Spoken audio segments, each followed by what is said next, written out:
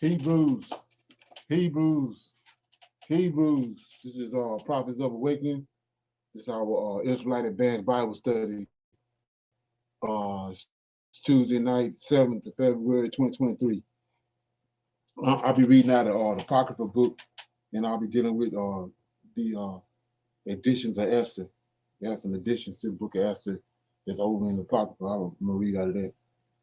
So, with that being said, I'm asking everybody to go to our YouTube channel and to Prophets of Awakening and check out our videos that's on the channel. It's a lot of information given, and the videos will connect dots for you and lead you into the truth of the Holy Scriptures.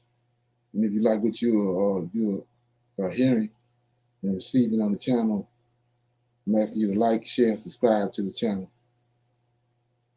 And for those that don't know, this is a non-Messianic channel. We deal with the Tanakh and Torah. Tanakh is the Old Testament, and the Torah is the first 5 books of the Old Testament that was given to Moses on Mount Sinai. Okay, shalom and welcome to Prophets of Awakening, and welcome to our Shabbat class. Okay, we're going to do our normal, which is a moment of silence,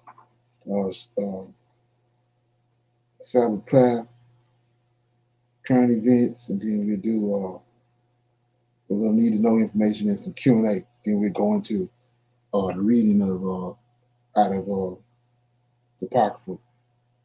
Okay. So with that being said, we're going to do this moment of silence for the Lord of hosts and all that he's doing to bring about our prophesied deliverance in the land of our captives. Oh Lord, we thank you for your great mercy and for your great power and wisdom. And we tarry waiting for your powerful deliverance of your people Israel. Oh Lord, you have given us insight into the scriptures of your forefathers. And you, oh Lord, has directed us to who you are, who you are in your role in the goings on of heaven and earth. Oh Lord, you spake through your prophet Isaiah, and you said that you would help Abraham's seed, and that you have done. You have completed that promise of this day. You said, oh Lord, that you would remove the darkness from around us.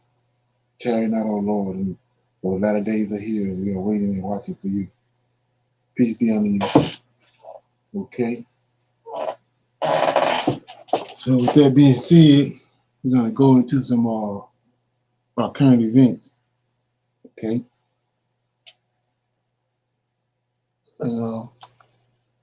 See what we got.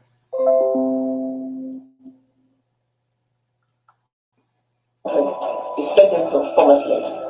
And like I was saying, we see that Dr. Arakana showed back up. So, something getting ready to happen. Africa is the only place in the world where black people can go and build Fortune 500 companies from scratch within 5 years. Greetings, everyone. I hope you have a nice day.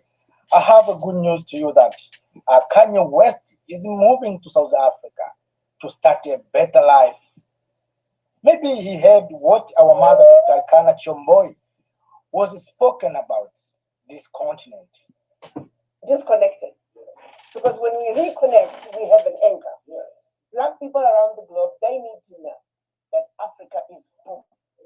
Our brother Hekon always said that Africa is the continent of opportunities. Africa is the only place in the world where black people can go and build Fortune 500 companies from scratch within 5 years. Because in Africa, it's a clean slate. You can build that empire there. You can build that infrastructure there. Mine say 25 years ago. China was no different from Africa 25 years ago. Go to China now. Look at Dubai, the Middle East. They started 15 years ago. Go back to Africa. Whatever you're doing here, do it there. As I speak to you at this time, it is held by, he's in Africa, where he's going to establish or to build a modern film studios across the entire continent. Now he's going to start with Ghana. So this shows you how Africa has a great potentials. We are calling our African descents and Africans diaspora to come back and to see how they can use opportunities that they have found here in the continent of Africa. Wherever it is real or it's not real that Kanye West is moving to South Africa, but encouraging our young men and women who think better life are in America or are in Europe or somewhere else apart from our mother continent, Africa. So this encouraging and stopping our young men and women to learn away from this continent to seek green pasture in America, in Europe, while green pasture is here in the continent of Africa. So, dear Kanye West, welcome to Africa. We all go home to seek healing. Africa is the home of humanity.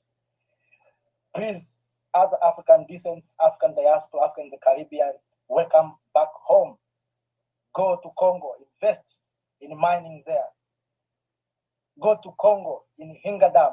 Africa, we have a shortage of electricity. Go to the Hinga Dam, invest there to produce electricity, where the Hinga Dam can produce the electricity to the entire continent, and the surplus can be sold out of the continent. So, Okay. So we see right here, this is a red flag.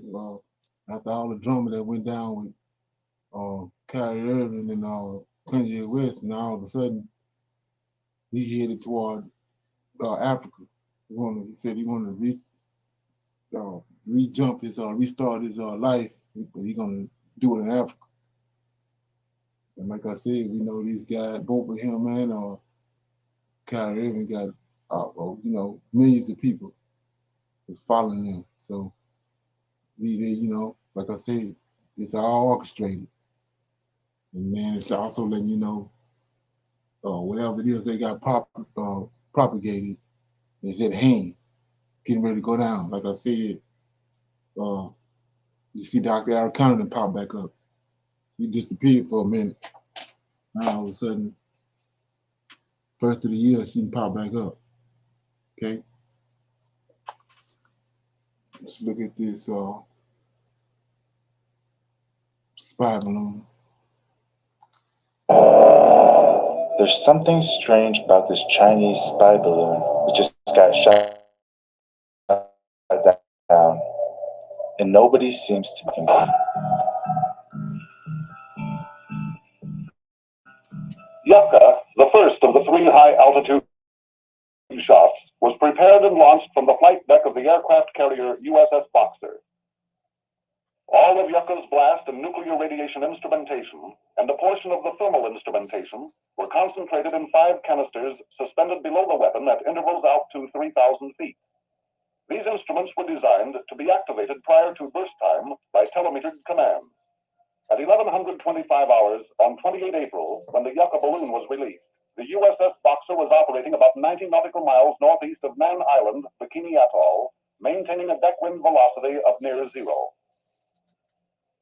2.5 hours later, 1440 hours, at an approximate altitude of 85,000 feet, Yucca was detonated by radio command signal. Failure of the telemeter command transmitter to activate the canister instruments prior to burst time resulted in almost complete loss of data from the balloon dragline equipment.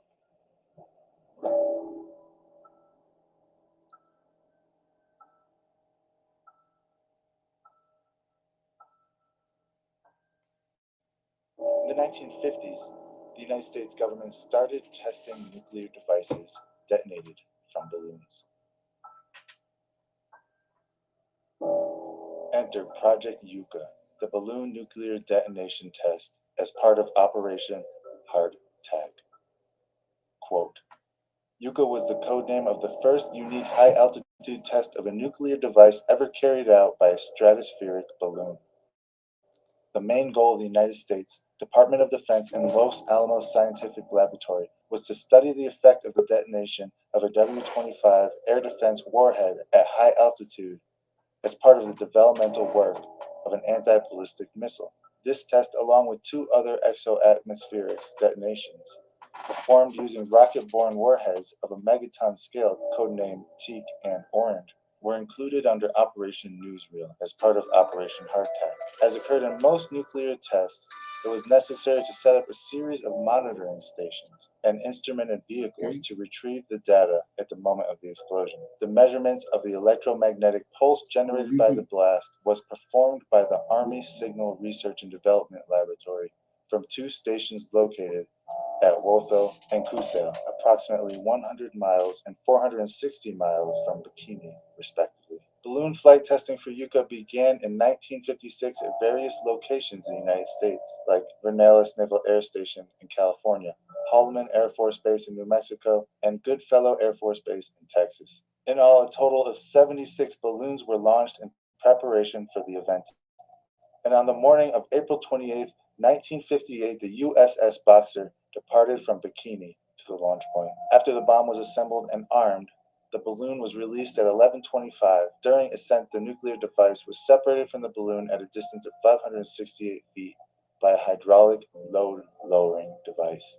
And the measurement instrumentation was additionally deployed along a nylon line at specific intervals totaling 3,000 feet below it. At 12:50, the balloon reached a floating altitude of 85,000 feet, and finally, at 14:40, the nuclear device was detonated by radio command in a point located 85 miles northeast of Inuitak. The device makes special efforts to prepare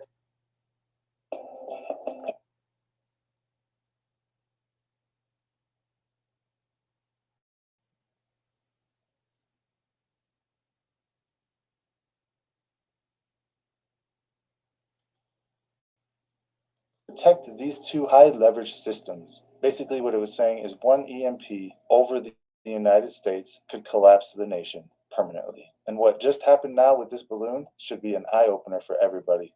Food infrastructure. Quote, EMP can damage or disrupt the infrastructure that supplies food to the population of the United States. Recent federal efforts to better protect the food infrastructure from terrorist attack tend to focus on preventing small-scale disruption of the food infrastructure, such as would result from a terrorist poisoning some food. Yet an EMP attack could potentially disrupt the food infrastructure over a large region encompassing many cities for a protracted period of weeks to months. I mean, if you actually think about it, if an EMP was to detonate over the United States in the center, or multiple, we would be facing an all-out collapse. There would be no water, there would be no food, there would be no gasoline, no cars driving.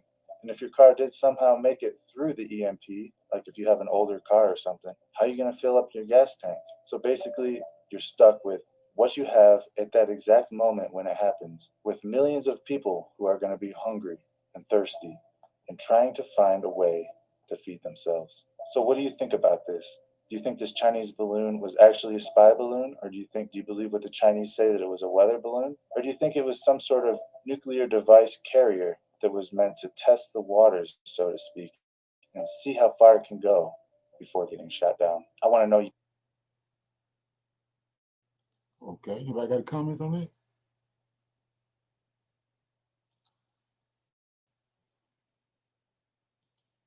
Yeah, we see right there from the information, it ain't nothing new. We've been dealing with weather balloons, testing them for nuclear devices, and sending out cycle, what they call what's said with the airplanes, the chemtrails. So if you notice when they blew it up, it's a whole bunch of like a fog or whatever come up out of there and went all over the place. But like I said, when you do your research, you find out they've been doing testing all kind of crazy stuff with these balloons, these big white balloons. Matter of fact, at area over in New Mexico, they tried to say that was the people that say they saw the UFO go down, they tried to say it was a weather balloon. That's what they came back with. The material they came back with was supposedly a weather balloon. Well, me myself, I think there's something going on with it. Okay? So we're going to go to a little need to know information. Nobody have no comments. So, sitting with Ghana right here. A little history on Ghana. The Western African nation of Ghana is one that is deeply intertwined with the African American and Black diaspora experience. For centuries, Ghana has been a beacon of hope and a symbol of the resilience of the African people. It was the first African colony to gain independence in 1957 after a long and difficult struggle against colonial rule. In recent years, Ghana has gained even more attention as a destination for African Americans and the Black diaspora due to the country's Year of Return campaign. This campaign, launched in 2019, encourages people of African descent to visit Ghana and reconnect with their roots. It has been successful in attracting a significant number of African Americans and Black diaspora to the country, sparking a growth in tourism and cultural exchange. Join us in our video today as we explore together why Ghana has become a hot spot for African Americans and the Black diaspora. Before we go any further with our video, make sure to check out the products of Mzizi International, who are the official sponsor of our video today. Meeting roots in Swahili, Mzizi is the street quality products to choose from. Visit Mzizi.com for more information. Buy African, wear African, and stay rooted with Mzizi streetwear. Ghana's Year of Return campaign is a significant initiative that has contributed to the growth of tourism in the country. Launched in 2019, the campaign marks the 400th anniversary of the arrival of the first enslaved Africans in the English colonies in North America. It aims to encourage people of African descent to visit Ghana and reconnect with their roots, while also promoting cultural exchange and economic development. The campaign has been successful in attracting a significant number of African Americans and Black diaspora to Ghana, with many individuals drawn to the opportunity to learn more about their history and cultural heritage. Hyundai Santa Cruz versus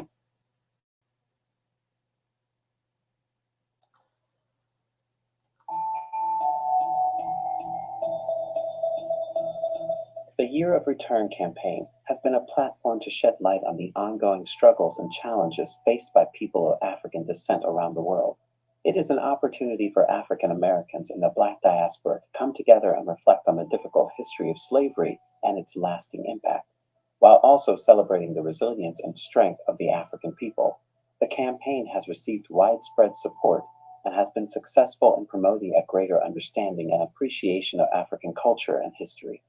Overall, Ghana's Year of Return campaign has been a significant initiative that has contributed to the growth of tourism in the country and has brought about a sense of cultural exchange and belonging for many African Americans and members of the Black diaspora.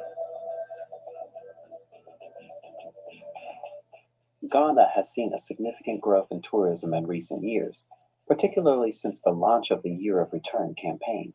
According to the Ghana Tourism Authority, the country welcomed over 1 million tourists in 2019, representing a 25% increase from the previous year. This growth in tourism has had a positive impact on the economy, with the industry contributing significantly to the country's GDP. And so it's great to be able to come back home so that we all can connect, find citizenship here, find home here, culture here, nationality here. As I said, being African in America, but still rooted in Africa. The growth in so that's you want to check that video out. All of it is the reason why African Americans are moving to Ghana. And so, like I said, it's all orchestrated. Notice they're using all celebrities. They're the ones that posting up on TV, on YouTube, showing them over in Ghana. So it's all being orchestrated. Okay. So, any comments on it? Yeah. So we're gonna go into our Q&A. Open up for questions and comments, and anybody, any dialogue anybody have. We want to pose a question before we go into the topic. We're going to deal with the dishes and us.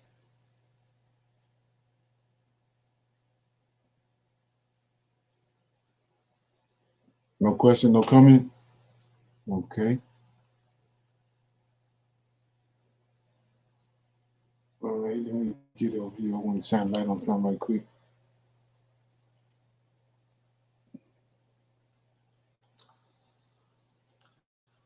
There's a soldier that went to TikTok And he wants to explain why he do not want to re-enlist. And I actually agree with him in a lot of ways. Let's go ahead and roll it. I might get in trouble for this, but So wrong, bro. I'm no longer signing another contract with the military. I'm gonna tell you 2 reasons, and only 2. First reason is I can't keep fighting for a country that's still killing unarmed citizens. And with the gang police force that we have and the way that they treat our citizens. 2, I will not continue to work for a country that doesn't value us as soldiers and pays us a poverty salary and that has bad leadership all the way up to Biden. Those are my 2 reasons. So this man signed up to fight for America. He signed up to fight for the freedoms of America. And look at how veterans are treated in this country. You have veterans right now out in the cold, underneath bridges, not even cared about. Some of them have mental health issues. This country just throw away its veterans when they served America and its ideals. Many veterans fought for the rights and freedoms of everybody. And you see how the race soldiers violate the freedoms that these soldiers went overseas to fight for. You even had soldiers that has been disrespected. You remember the one brother that was the soldier that they pulled over, pepper sprayed him in his own uniform, which is a history of that, because after World War I, you had brothers coming back from that war, and they was hanging them from trees in their uniform.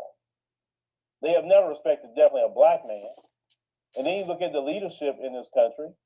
You look at all the money they throwing away in Ukraine. Like, why? And nobody's questioning that. Nobody say, wait a minute, hold on.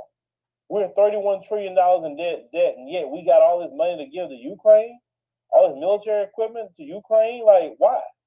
What do y'all got going on over there that y'all so heavily invested into that at the expense of American citizens? But this young man and many others feel like him. I've seen many people say they're not re-enlisting because of what's going on with these politicians.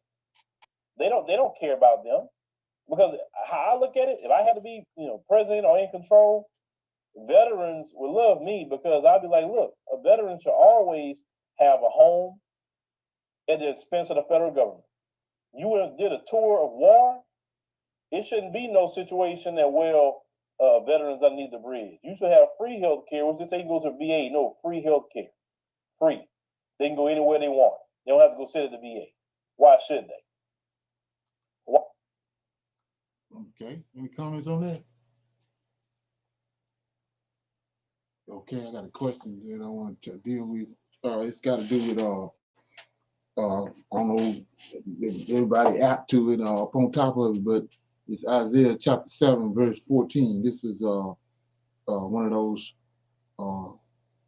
concoctions that they concocted from the New Testament, trying to get JC over into the Old Testament. It's Isaiah chapter 7, verse 14 says, "Therefore the Lord himself shall give you a sign. Behold, a virgin shall conceive and bear a son, and shall call his name Emmanuel." So they're saying that this verse right here is tied to the prophecy of JC coming. This is a prophecy right here, and him being born of a virgin. Okay, so what I'm gonna do is to break it down, give you the proper understanding of that verse and put it in context. So if you start out with Isaiah chapter 7 and start at verse 1, right? And it says, "And it came to pass in the days of Ahaz, son of Jotham, son of Uzziah, king of Judah, that Rezin, king of Syria, and Pecan, son of Remaliah, king of Israel, went up toward Jerusalem to war against it, but could not prevail against it." So this is your topic right here. Like I said, I don't know who's out with proper English and how to, follow the narrative, but this is the topic sentence right here. And it's 2 kings that's want a war with Jerusalem. They're on their way to the war with Jerusalem. Is Rezin, king of Syria, and Pecan, son of Remaliah. And this is the same Pecan that's in the northern kingdom, with the southern kingdom. This is Israel, the 10 tribes. They want a war against the southern kingdom, but they got a king of Assyria with them. So that's the topic. Verse 2, and it was told the house of David, saying, Syria is confederate with Ephraim, that 10 tribes of Ephraim, and his heart is moved, and his heart of his people, as the trees of the woods are moved with the wind. So it says, and it was told the house of David.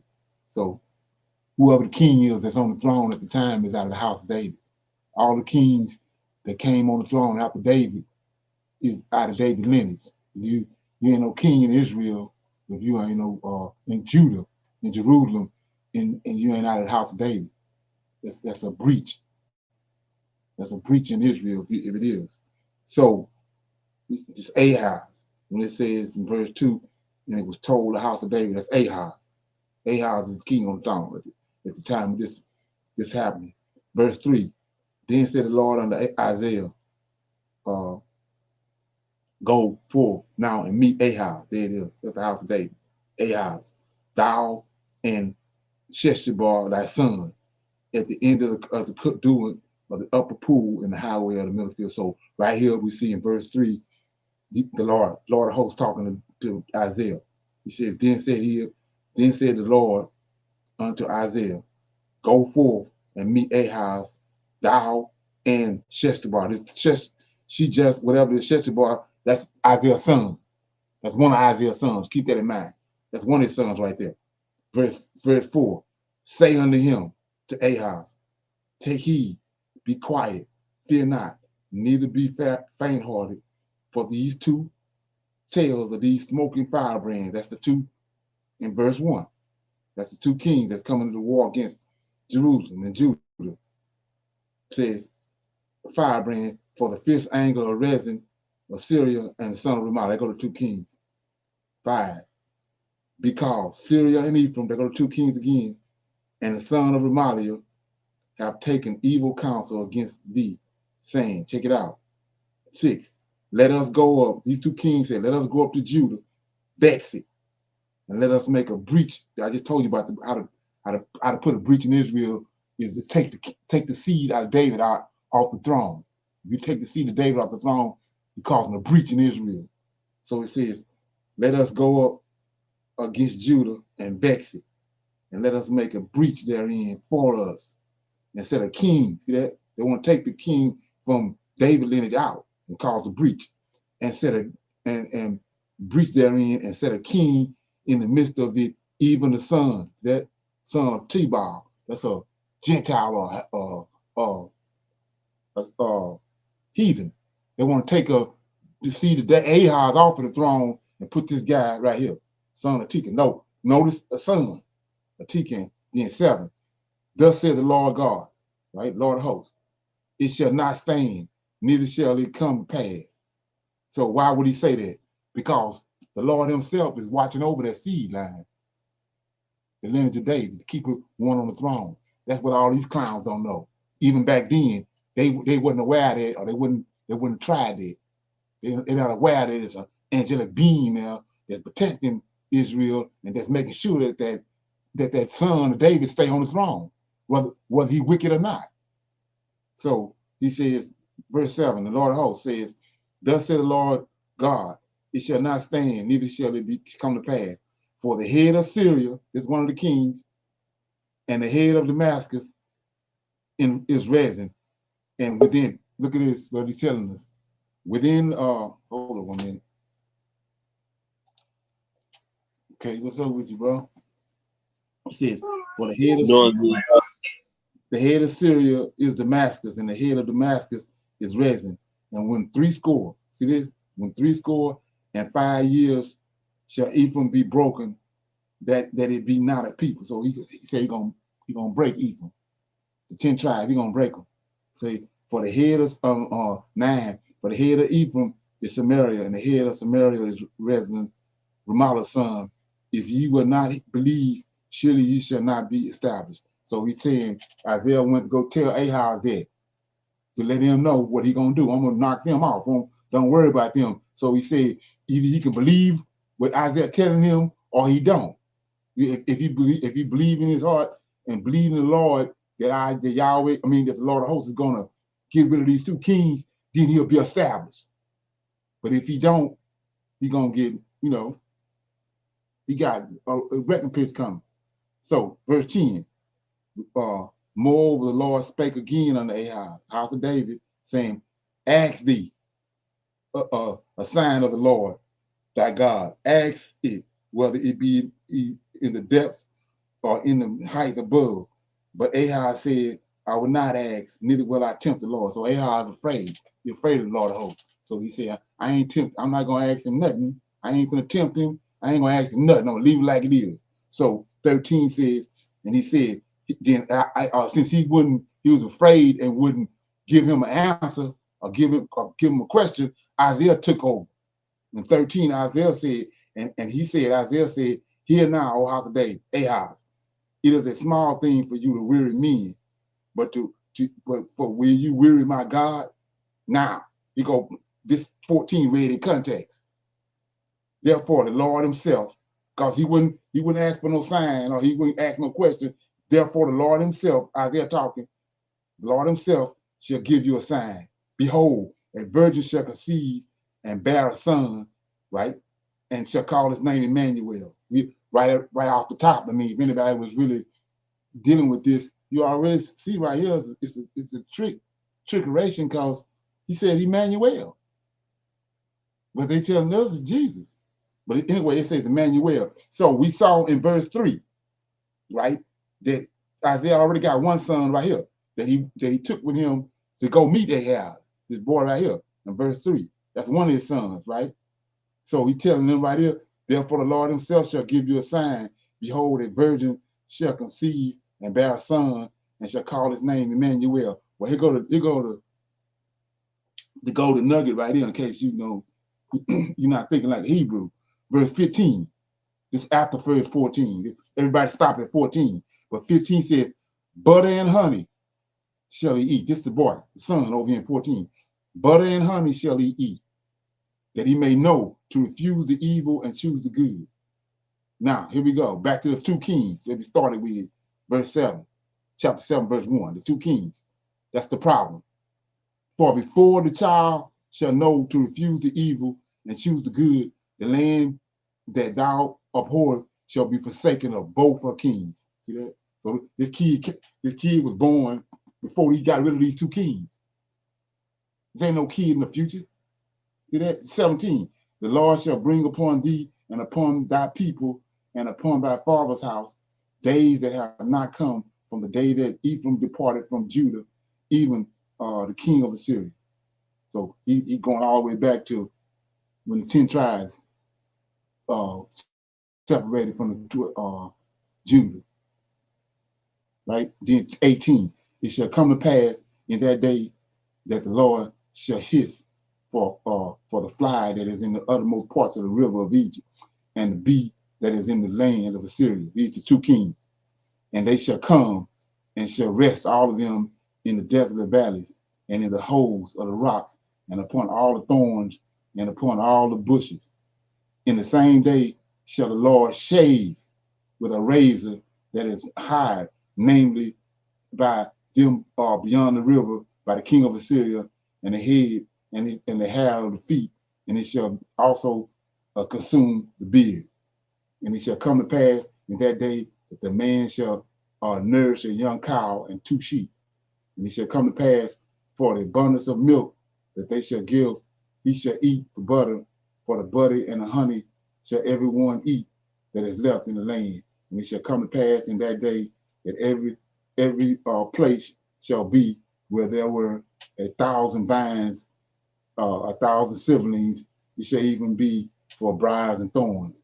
With arrows and with bows shall men come thither, because all the land shall become briars and thorns, and on all hills that shall be dug with the mattock, there shall not come thither the fear of briars or thorns, but it shall be for the seedling, for the oxen, and for the treading of the lesser cattle. So we're still dealing with the two kings, right? That's what he's talking about. He's gonna get rid of them.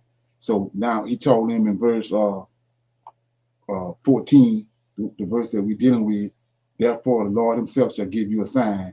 Behold, a virgin shall conceive and bear a son, and shall call his name Emmanuel. So this virgin right here, they tricked it off. The word that was there in Hebrew is bula, which it means a young woman of marital age, or a young woman of child that can have children. She can have children. She don't necessarily got to be a virgin, but she can have children. So we see already Isaiah got a son right here in verse 3 that went with him to go meet Ahaz. Now we're going to pick it up in chapter 8, verse 1. He's dealing with verse 14. Moreover, the Lord said unto me, take thee, he's talking to Isaiah, a great roll, and write in it with a man's pen pertaining to Maha-Shabazz. That's another son. Isaiah already got one son in verse 3. This Isaiah's son right here. So he said concerning this, O Emmanuel, right in verse 14. So verse 2, and I took unto me, here you go, I took unto me a faithful witness to record, Uriah the priest, 2 witnesses, and Zechariah the son of Jah, to witness this sign right here in 14. The virgin gonna conceive. So we go to virgin right here in verse chapter 8, verse 3. And I went unto the prophetess, that's his wife, a woman of marital age, Bula, and she conceived. Talking about the kid in verse 14, 7 and 14, and bore a son. This is the son. Then said the Lord unto me, call his name Maha. See that? That's the boy right there. That's the son in Isaiah 14, right here. This is Isaiah's second son. Then he said, for before the child shall have the knowledge to cry, my father and my mother, the riches of Damascus and the spoils of Samaria shall be taken away before the king of Assyria. There go the 2 kings again. The Lord spake also unto me again, saying, for as much as the people refuse to the waters of Shiloh, they go softly and rejoice in Rezin and in Remaliah.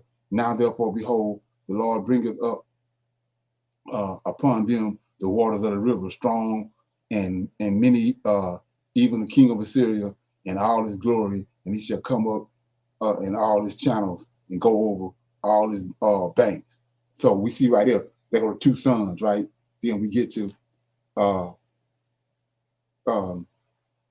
me get it. Chapter 8, verse 18. Go to chapter 8, verse 18. Isaiah is talking, right? He says, behold, I and the children, I just showed you the children. One of them is in 7 and 14. Behold, I and the children whom the Lord hath given me are for signs and for wonders in Israel from the Lord of hosts, which dwelleth at Mount Zion. So let's look at that, rightly divided.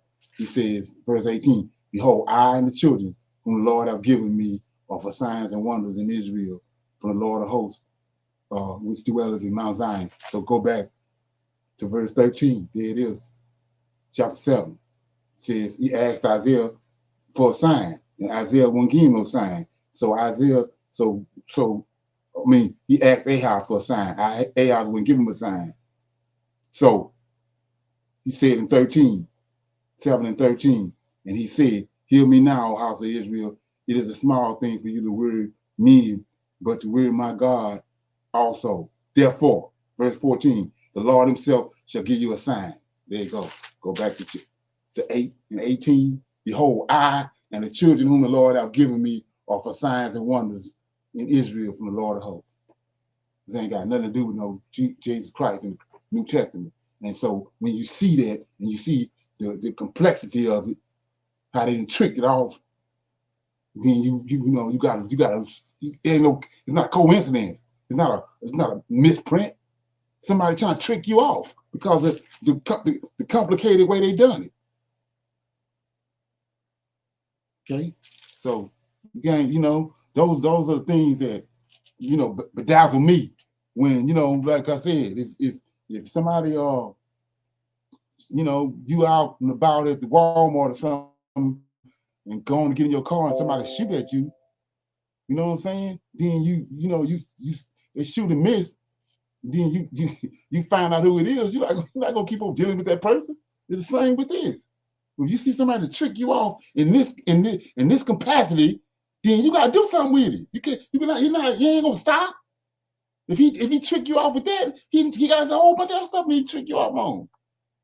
There's a dead cat on the line. Okay? Yeah. In comments.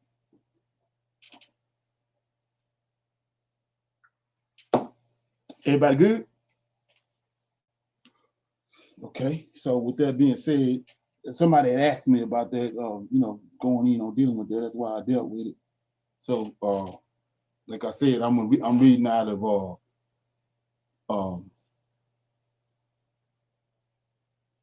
Apocrypha, out of the book, the editions of Esther. So I do a little background on that. If you the book of Esther is in the King James, and then right here it's got the editions of Esther. This not good right here either. This is a sign right here to show you that they didn't did to our history and our records. But anyway, if you have never watched it, you want to watch it. With this, go watch it again with this information. The King and I, the movie they made, it was like I said, it was a blockbuster movie, and it's King and I about Esther. Yeah, it's all good. Yeah, it's all good, bro. So yeah, so it says, so what's happening is the story what happened with Esther, with Haman. Haman was trying to kill, get all the Israelites killed, and especially he had a problem with Esther. But the story goes all the way back to let's go back to that first before I start reading. Go to let me see where I need to go. First Samuel. I think it is, yeah, First Samuel. Let me get it.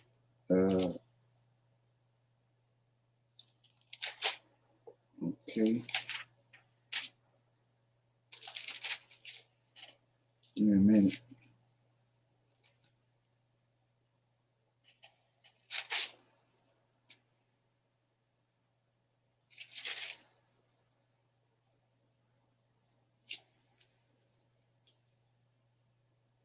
Okay.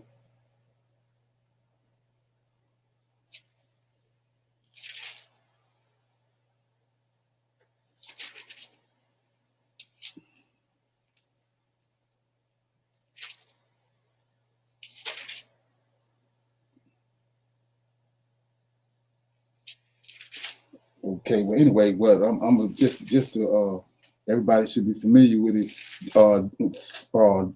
Saul was sent. Here you go, right here. First Samuel chapter 15, verse 32. Saul was sent to kill all the Amalekites. These Amalekites is the descendants of Esau.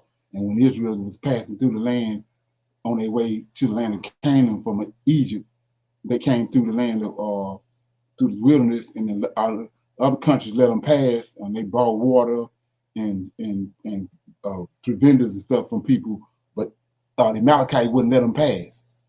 Malachi came out against them and fought against them. So the Most High remembered that. And when Israel got to their land and got their king and all that got established, he sent Samuel to go tell Saul to go and annihilate the Amalekites. Kill everything moving, don't keep nothing. Kill all the animals and everything. So Saul kept the king. So it says right here in 30, he let the king live. Agag is verse chapter 1 Samuel chapter 15. Then chapter 15, verse 32.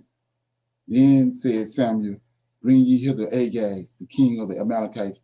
And Agag came under him delicately, and Agag said, surely the bitterness of death is past. So he had hoodwinked Saul. Saul marveled at him, because Agag was from the giants. He was tall, and so Saul marveled at him, his attire and everything he had on. So he didn't kill him. So he thought that he was going to hoodwink Samuel too. But we're going to see in verse 33, Samuel said, as I swore thou made women childless, so shall thy mother be childish among women. And Samuel hewed Agag in pieces before the Lord at Gilgal. So Samuel took a sword and chopped him up. And then Samuel went to Reba, and Saul went up to his house to Gilead. So this the point. This is another one of those things I said that, well, when you see you've been hoodwinked, you know, you got to do something. So they tell you right here that he only spared Agag, but he not only did he spare Agag, he spared Agag and his wife, and Agag's wife was with child, right? That's what you pick up in the book, in the edition of Esther. Okay, so they don't tell you that in there. That's major, but they don't tell you that. They tell you that Saul killed, Samuel killed. You know, Saul saved Agag, but Samuel came and killed him. But they don't tell you that his wife was with him too. So let's look at it. I'm in editions. I'm in the Apocrypha. I'm reading editions of Esther. So it says, in the second year of the reign of Artaxerxes the Great, on the first day of Nisan, Mordecai, the son of Jair, son of Shema, son of Cush, of the tribe of Benjamin, had a dream. He was a Jew, and he lived in the city of Shusha, an important man in the attendance at all the royal court. He was one of the captives that Nebuchadnezzar, king of Babylon, had brought from Jerusalem with Jehoiakim, Jeconiah, king of Judah. And this was the dream. Behold, the noise and the tumult, thunder and earthquakes, uproar on the earth. And here came two great dragons, both ready to wrestle. And they uttered a great roar, and at their roar, every nation made ready for war to fight against the nation of the upright.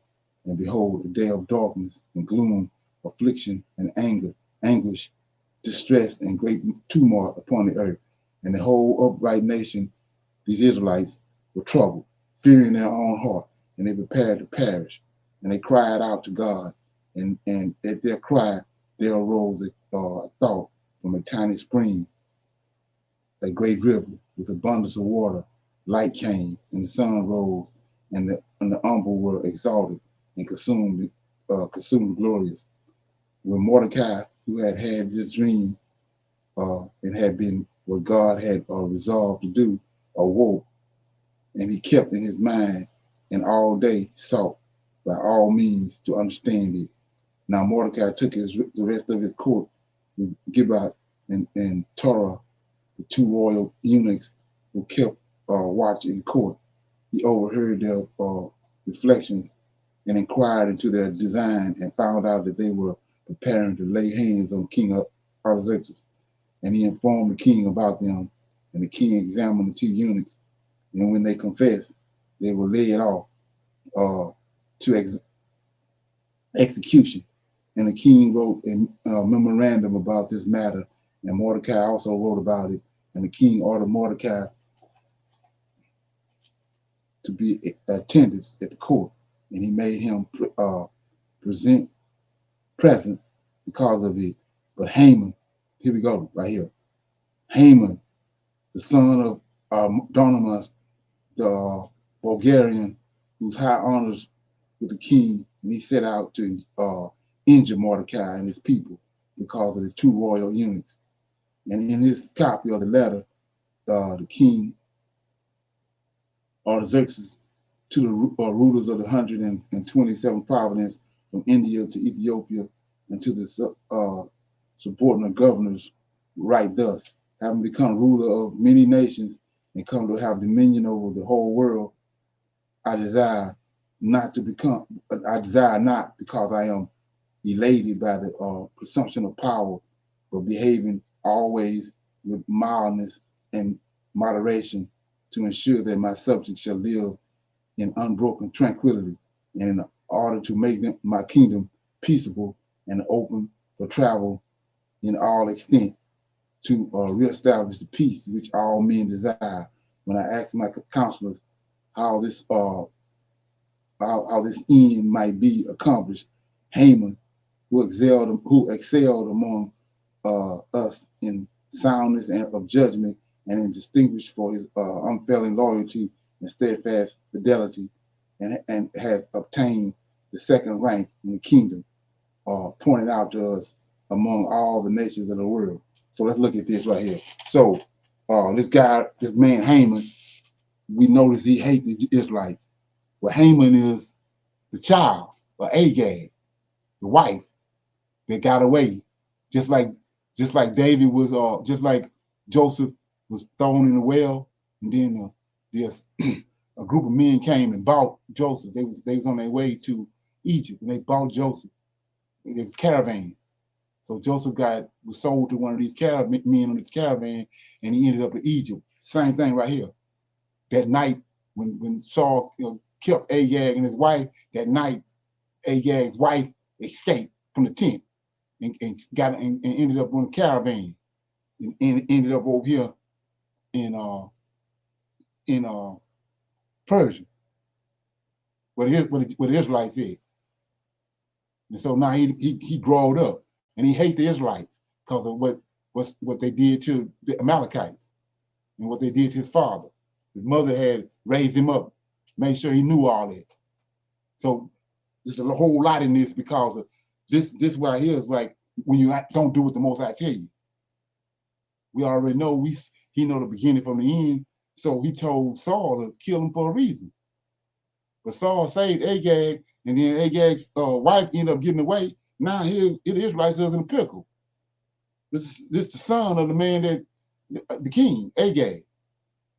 He's trying to kill all the Israelites. But notice right here. I'm gonna read it again. And when I asked my counselors, right, he got 7 counselors. Let that firm mate. He got 7 counselors. When I asked my counselors how this end might be accomplished, Haman, who excelled among us in soundness and judgment, and is distinguished from unyielding loyalty and steadfastness, and has obtained the second rank. Look at that. Second rank in the kingdom. Just like Joseph. Second in charge. See that? Pointed out to us that among all the nations of the world, there is scattered an ill-possessed people, with laws contrary to those of every nation, which continuously disregard the royal ordinances, so that the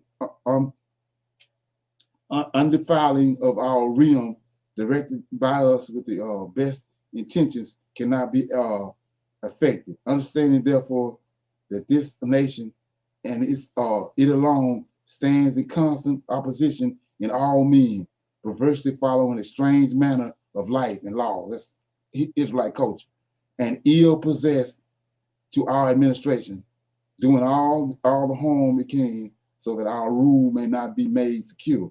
We have decreed that the person designated in these letters are sent to you by Haman, who is in charge of the administration and is the second father to us, shall all with their wives and children be destroyed, root and branch by the sword of their enemies, without pity and or mercy, on the 14th day of the 12th month, Adar. This is this present year, so that they who all have been disaffected may in a single day go down through the violence of to Hades, and have our government secure and undisturbed for the future. So see that one man, just like Moses, one man went to Egypt and shut it down. So Satan behind the scenes, he got one man. He came up to second in charge, trying to destroy all the Israelites, all because of disobedience, stiff-neckedness. So anyway, and like I said, everything I read, it ain't the King James. See what I'm saying? So you're being manipulated. Finger. Somebody got that finger in your ear.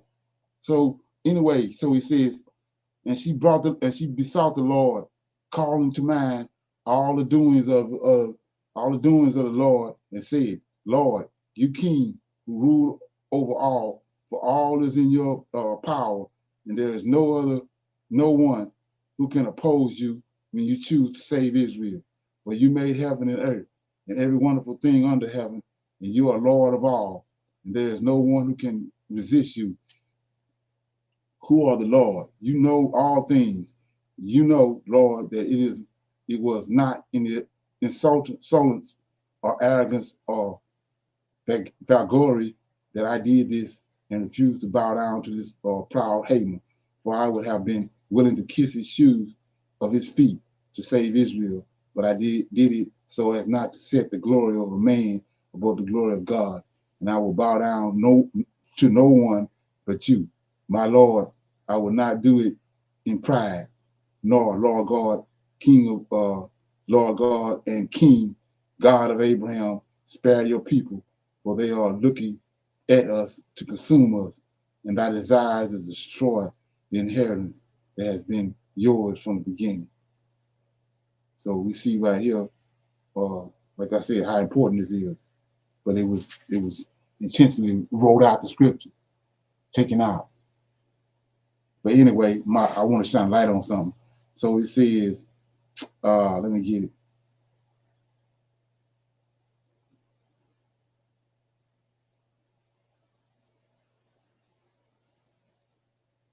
Give me a minute.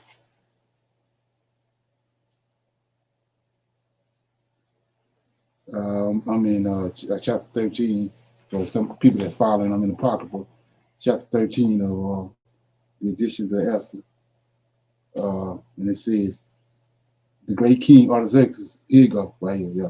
The great king Artaxerxes to the ruler of 127 provinces, from India to Ethiopia, and to the subordinate governors right thus. So he's telling you where he's reigning at, right? He reigning, at least all nations he ruling over, from India to Ethiopia, and to the subordinate governors right thus, having become ruler of many nations and come to have dominion over the whole world, right? So he over the whole world. I desire not because I am elated by presumption of power, but having always with mildness and moderation to ensure that my subjects shall live in unbroken tranquility. So he just told you what he's ruling over. He's ruling over from India to Ethiopia, and then he says, I'm ruling over the whole world. So what are the 10 tribes is? The 10 tribes in Assyria. They there too. The southern kingdom and the northern kingdom is under the Medes and Persian rule under Cyrus. Cyrus came before him. So the 10 kings there, ain't no 10 tribes lost. They right here under this man rule right here. He ruling the whole world, from India, the whole known world, from India to Ethiopia. And it's Assyria included in that. That's what the 10 tribes is. They ain't lost. Now, let's go to King James. I'm in the King James at Ezra, right quick. We're in Ezra. Verse 1. Chapter 1, verse 1. First of all, I got to go to Daniel to make this plain. So in Daniel, they tell you, we just saw that in when we was breaking down Isaiah chapter 7, verse 14, that they weren't talking about Jesus. So we see right here in Daniel chapter 9, verse 25. It say right here, 9:25. Know therefore and understand that from going forth for the commandment to restore and build Jerusalem unto the Messiah, right? So, if you following the narrative and going along with these Edomites, the done, and the Europeans, you're gonna say that's JC right there. Until the Messiah, the prince shall be 7 weeks, 62 weeks, and the street shall be built again, and the wall, even in troublesome time. So they tell you right here, this JC. Just like they tell you in Isaiah 14, it's JC. We see in Isaiah 14, it ain't him. Right here, 9:25 says, know therefore from the understanding, or know therefore and understand that from the going forth for the commandment. You go to commandment. Right here. We got to go backwards because they trick the books off. So I'm in Ezra chapter 1. Keep in mind, I just showed you, AR has just said that he ruling the whole world. He ruling from India to Ethiopia, in 10 tribes included. So he tell you right here in Ezra chapter 1, know in the first year of Cyrus, king of Persia, that the word of the Lord by the mouth of Jeremiah might be fulfilled, the Lord stirred up the spirit of Cyrus, king of Persia, that he made a proclamation. Here go the commandment. He made a commandment. Proclamation and commandment, the same thing. So he says he made a proclamation throughout all his kingdom. So AR acquired this kingdom. See that? And we know AR's got the 10 tribes with him. So it says he made a proclamation throughout all his kingdom and put it in writing, saying, thus says Cyrus, king of Persia, the Lord God of heaven, has given me all the kingdoms of the earth. There it is right there. Of the earth. And he have charged me to build him a house in Jerusalem, which is in Judea. That's Isaiah. That's Daniel 9:25. See that? So they're coming back and rebuild the wall. There it is. 3. Which is who is there among you of all his people? They're all there. Ain't no lost 10 tribes. See that? Who is there among you of all his people? His God be with him, and let him go up to Jerusalem, which is in Judea, and build the house of the Lord of Israel. He is the God which is in Jerusalem. This came to pass. This Isaiah 9:25 coming to pass. And so he gave them proclamation for all of them to go back. So when you rightly divide the scriptures, you find out a bunch of them from 10 tribes, which was over there in Nineveh, in that area, didn't want to go back. They said they always had drama there in Israel. So they went into Africa, where they at right now, the 10 tribes. That's where they at right now, waiting on the Most High to wake us up. Let's look at it right quick. So you go to Zechariah. That's the importance of these books, but you got to know how to deal with them. So you go to Zechariah chapter 12, and he tell you right here in verse 6 and 7. 12 and chapter 12 of Zechariah, verse 6 and 7. In that day will I make the kings of Judah like a heath of fire among the wood, like a torch fire in a sheaf, and they shall devour all the people round about on the right hand and on the left, and Jerusalem shall be inhabited again in her own place, even Jerusalem. Then 7. The Lord shall also say the tents of Judah first. That's what they waiting on. The 10 tribes. The ones that didn't come back when Ezra gave them the command, when Cyrus gave them the command. They refused to go back to Jerusalem. Some of them went back, but the majority of them went to the into Africa, different parts of Africa. So when Antiochus Epiphanes came, the Antichrist, and ran the rest of them out, they already knew they had brethren over in Africa, scattered all over different places. It ain't got nothing to do with no America, none of that bullshit. None of this. All this is work for Esau. It ain't for everybody to understand. All I'm doing is dispersing it. It ain't for everybody to understand, but there it is right there. Ain't got nothing to do with America. That's rhetoric. Over here talking about America and the 10 tribes laws. That's all rhetoric. So confusion of faith. So, like I was saying, we looking at the book right here in the Editions of Esther, which is, that's evidence enough right there for JC. I mean, why would you not tell me all this? We know about Haman, but we don't know why Haman was, how did Haman get where he was at? Because, like I said, Saul, he spared Agag and his wife. And his wife escaped in the night, pregnant with Haman. So, I mean, you gotta, I don't know about nobody else, but you gotta deal with that. You can't let that slide.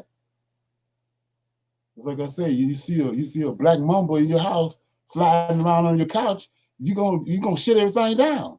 You see you get him out of there, you don't want to go to bed with it, and he in the house. So you gonna shut it down.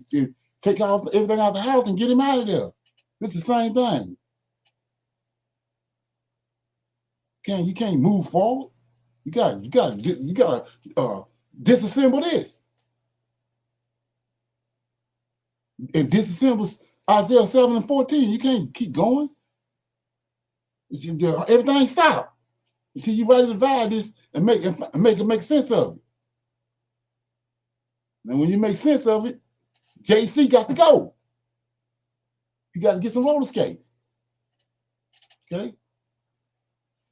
So with that being said, I'm gonna open it up for some. Anybody got any comments about anything before we go? Shalom. Yeah. I just have a question. I know in the KJV, right, and for the book of Esther, it does not mention the Lord at all, but in where you just read out of the Apocrypha, it does. So that goes more into detail. That was just sort of odd to me that in the KJV it mentions nothing about uh, Yah or the Lord of hosts. But you can clearly see that he's at work there, but it just does not mention his name. It's just a matter of lining everything up. So Joseph was in Egypt, and we seen that the Lord was with Joseph, and he brought Joseph up to second in command. Well, that's Mordecai. It ain't about Esther. You see, Mordecai had a dream. Right. Joseph, yes. Joseph, the one have. No, I'm showing you how to rightly divide it. So, okay. So Joseph had all the. Joseph was having all the dreams in Egypt. Mm-hmm. The book is about Joseph. It's about Mordecai. It's not about Esther. It's about Mordecai. We don't see how the most. We don't see the Most High dealing with. He had a dream. He said he saw two dragons. Then he said a little spring out of one of them. A little spring came. That's Esther. Mm-hmm. And he used Esther to deliver the Israelites. But Esther is sending people to the gate to talk to Mordecai. Mordecai at the gate. Mordecai right. the one. The whole everything's about Mordecai. Yes, sir. I understand that. Right. I understand So that he is if not. you don't understand, if you don't understand that part of it, then you're not going. It's not gonna make sense because you steady trying. You steady.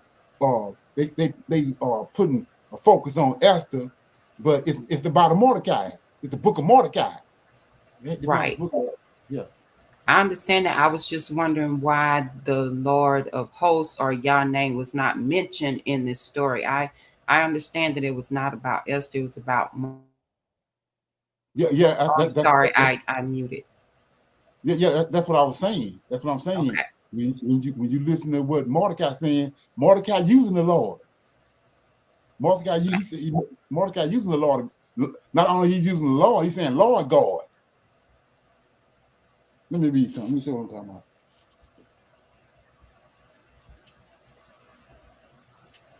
This is let me get it. Okay.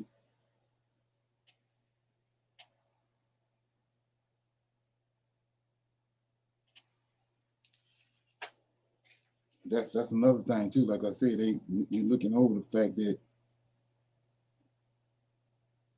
see right here in verse 8, it says Esther besought the Lord. See that? What chapter? What chapter are you in? Where you at? 13 8. It says that she besought the Lord. Then here go down here, in 14. But I did so as not to set the glory of man above the glory of God, and I bow down to no one but you, and my Lord. I will not do it in pride. Now, Lord God, there it is, Lord God, and Yes, sir. King. You're reading that. Are you in the Apocrypha, right? Yeah, I'm in Editions of Right. Esther. Right. Yes, but I was saying in the KJV with the Okay, story of okay. Esther, it was not mentioned, but it is Right. in the Apocrypha. So I was asking, why was it that way? Yes, sir. I said it was in the Apocrypha, but I noticed that it wasn't in the KJV. Okay, yeah, they're tricking Yes, you sir. off. Right. Yes, sir. Right. And so you don't. We don't supposed to even. They never was intended for us to lay our eyes on these books. So that's there was no need to really try to trick them off. But you see right there, it's Lord God. There ain't no coincidence. Okay. Yeah, somebody wanted to talk about Hosea 7. Let me deal with that right quick. Hosea chapter 7.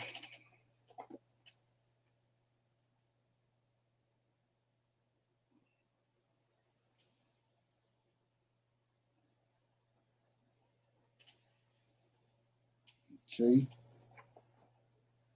Chapter 7. Hosea. Okay. It says, it's got 16 verses. Israel has rebelled against God, and when I would have healed Israel, then the iniquity of Ephraim was discovered, and the wickedness of Samaria, and they committed falsehoods, and theft cometh, and the truth robbed spoiled without, and they considered not in their hearts that I remembered all their wickedness. Now their own doings have beset them about, that they before my face. They make the king glad with their wickedness, and the princes their lies. They are all adulterers, as an oven heated by the baker, who cease from rising after he have kneaded the dough until uh, it be leavened. In the day of our king, the princes have made him sick with bottles of wine, and stretched out his hand with scorners, for they have made ready their hearts like an oven, whilst they lie in the wait. Their bakers sleepeth all the night, and in the morning it burneth as a flaming fire. They are all hot as an oven, and have devoured their judges. All their kings are fallen, and there is none among them that calleth unto me. Ephraim, he hath mixed himself among the people. Ephraim is a cake not turned. Strangers have devoured his strength, and he knoweth it not. Yea, gray hairs are here and there upon him, yet he knoweth not. And the pride of Israel testified to his face, and they do not return to the Lord their God, nor seek him at all. For all this. Ephraim also is like a silly dove without heart. They call to Egypt, they go to Assyria. When they also go, I will spread my net upon them, and I will bring them down as the fowls of heaven, and I will chastise them as their congregation have heard. Woe unto them, for they have fled from me, destruction unto them, because they have disgraced against me, though I have redeemed them. Yet they have spoken lies against me, and they have not cried unto me with their hearts. And when they howl unto their beds, they assemble themselves for corn and wine, and they rebel against me. Though I have bound and strengthened their arm, yet they imagine mischief against me. They return, but not to the Most High. They are like a deceitful bow. Their princes shall fall by the sword, for the rage of their tongues. This shall be their derision in the land of Egypt. So there you go right there. What I was telling you about. When he said, well, he delivered them, but they didn't come back to him. They went into Egypt, which is Africa. They went into Egypt, and over there 10 tribes. Some of them, like I said, you got to remember, it's 2 baskets of figs. Some righteous ones, they came back to Israel. But the majority of them, they went into Africa. They didn't want to come back to him. And notice, I showed you that during the time of the 400-year prophecy in Egypt, that Abraham had prophesied, Ephraim left early. It was only 100 and some years that passed, and they decided to leave. But Abraham had already told Abraham, and Abraham had already prophesied they was going to be there for 400 years. But Ephraim left early. But anyway, let me read that again. Verse 10, Hosea 7 and 10. And the pride of Israel, this 10 tribes, testify against his face, and they do not return to the Lord their God, nor seek him at all. They ain't returned. Now watch what he say. Ephraim also is like a silly dove without heart. They call to Egypt. They go to Assyria. And when they shall go, I will spread my net upon them. I will bring them down as the fowls of the heaven, and I will chastise them as the congregation of Hebrew. Woe unto them, for that they have fled from me, destruction unto them, because they have transgressed against me, though I have redeemed them. See that? Yet they have spoken lies against me. So redeemed, he saved them during the time of when Cyrus came. He brought Cyrus and saved them, but they didn't care about that. They didn't want to go back to the land of Israel. They fled and they went into Africa. So, like I said before, it's humongous. Because, you know, you got to do something with that. The 10 tribes come over here in America. All that, you got to do something with it. Because it ain't hitting on nothing. Okay? Yeah. I hope that helped. Okay, let me see what it says, folks. So, is there any way I can talk instead of the text? Is there any way I can talk instead of the text? It's type right here unless you come in through the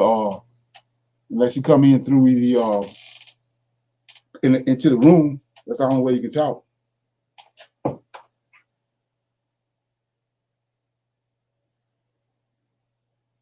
You got something you want to write down before we a quote or something before we go?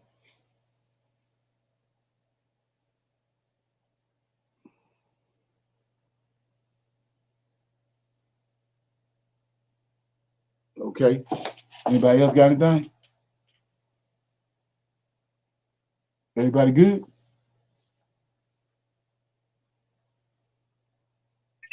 I'm good.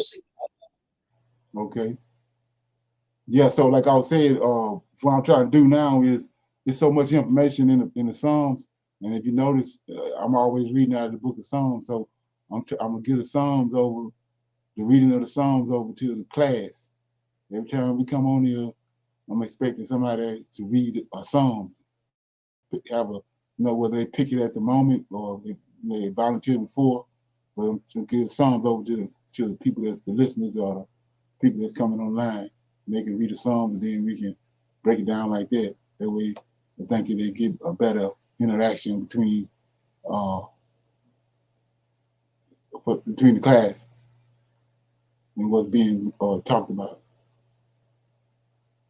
Okay, so with that being said, let me get this.